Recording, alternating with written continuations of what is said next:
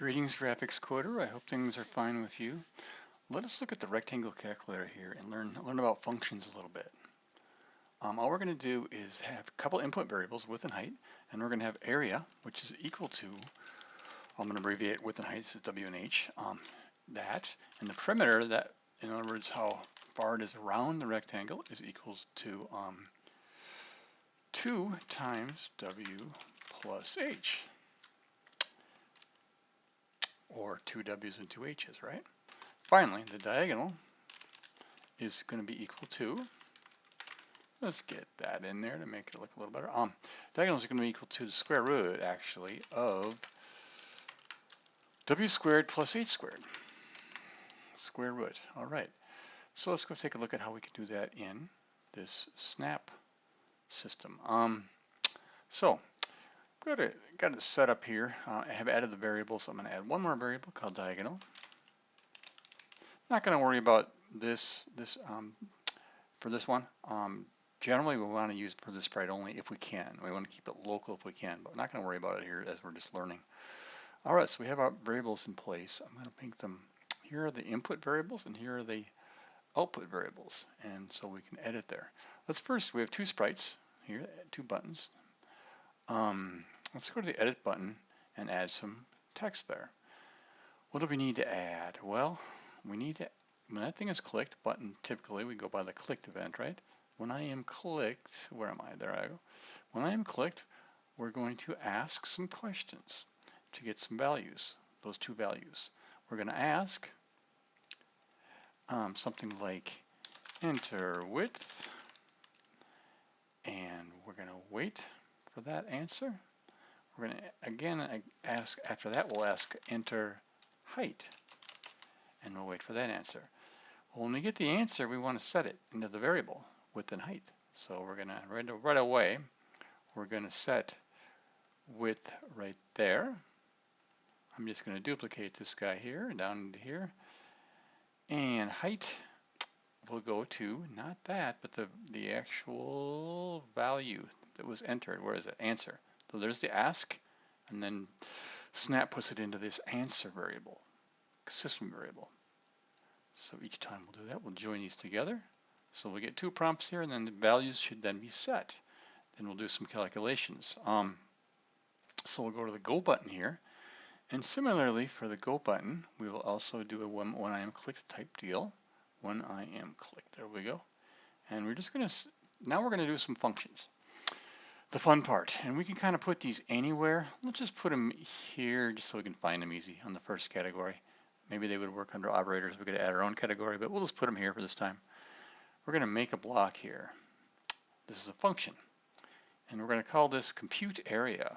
Alrighty, area, and we're going to call it a reporter just because it returns a value. We could say returner, reporter, or whatever they want to call it, but generally we'll use these two here. And this is if it returns a value. This is if it does not. We're going to return a value, which is the computed area. That's what we're going to return. Again, not going to worry about these this time. Just going to say OK here. All right, we need a couple of variables here. We need width and height. Going to abbreviate them to make it nice and easy. And we're just going to simply go to operators here. And remember, it's W times H is the area. W, so I got to drag that in, don't I? There we go, drag that in from the variable passed and W times H, and there we go. Let's go ahead and add another block here, again a reporter, and this one is going to be compute perimeter. And let's go ahead and this time let's do something a little different. This is handy in some cases. Don't really need it too bad in this case, but just to showcase it. Script variables. These are variables that are local to this little function here. This is a function. All right, we're going to make a variable. I'm just going to call it temp. And if you remember the calculation here, it was 2 times W plus H. So we're going to compute W plus H first and put it into a temp variable. All right, so we're going to do a set here, and we'll set the temp variable, and we'll go to the operators and do a plus. And that will be, oops, got to add the W and H, don't I? W and H as parameters to this function, or input to this function. W plus H. I entered that wrong. H, there we go. And one more time, we'll take a glance. W times 2 times that value is the answer. So we need a multiplication here. We'll pop that in there, and it's going to be 2 times that temp value. Drag it there, and there we go. In other words, our input is W and H. We're adding W and H together, and then we're multiplying that number by 2 and returning it. They call it reporting it. I call it returning it. And that's our answer.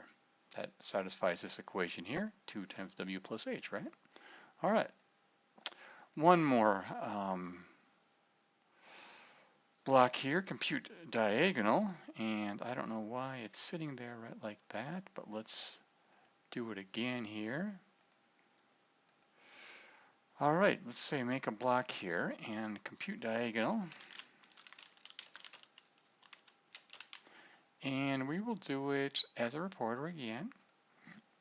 And if you remember this one here, it is the square root of W. We could say, for simplicity, W times W and H times H, just to keep it simple. Square root of that. Okay, so we go to operators again. We have a square root function right here.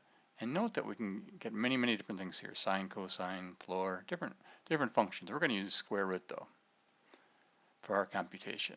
And if you remember, we need a couple multiplications, and we need an addition. Multiplication was W times W. Oops, got to do that again. W and H are input parameters. Let's get everything into place actually here. I didn't mean to do that. We need a plus here. There we go. Let's get everything into place and then put it all together there. Let's make this a little bigger. All right. This goes here. This goes there. Now we need W times W, if you recall, and H times H. Square root of that will give us the answer. All right, now we're going to do some sets here when I'm clicked. Remember on the Go button, when I'm clicked, we're going to do the computation. So we're going to set our three computed values right here. 3 computed values. We're going to set area, perimeter, and diagonal. And we're going to set them to, we're going to go back here to we're just going to very simply use our compute area and compute perimeter. I'm going to make a little correction here actually. One sec, let me just, okay, let's put things together here. We're setting our 3 computed values, and we're going to set it with, I want to get rid of a little label. I made a little label error there, so I'm going to edit the equation. I don't like that 2 there. That's kind of a label that makes it just not look very good. One sec, edit, and click on that and delete it. Okay, there we go. That's cleaner. That's going to be the computed area. We're going to compute the area. We're going to call our functions here to get the values. And we want to set those to the W and H, or width and height, right? Width and height. Width and height. And one more time. Width and height. All right, let's see how she works here. Let's give that a run. I'm going to initialize things. Going to edit the values. Let's enter a width of 10 and maybe a height of 2. Let's do go. We get 20, that would be right, 24, and that is also okay if you check that. So that is how you do a little calculator, and primarily what we want to learn there is these are small functions we did, but they can be much bigger. They most of the time would be a little bit bigger, but we don't want to make them too big. That's really the purpose of functions, is to have more of them and organize our code into small blocks. So there we go. We will talk to you soon. Thank you.